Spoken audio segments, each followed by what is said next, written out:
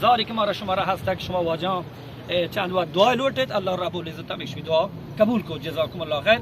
برای یا چوٹی مختصری ان شاء الله العزیز بل برال شما دعوت که من چیزی اشتباه کردم نکنم من معذور بزنیم لذا ما شما چه دوستان میه برای بگیرید ان شاء الله این واجان خواهش همشین که ما شما برزو واجان خواهش همشین حضرت مولانا فضلاتی خواهش همشین که شما دا استقبال مکنیم موشتی الله شما را عزت جزاکم الله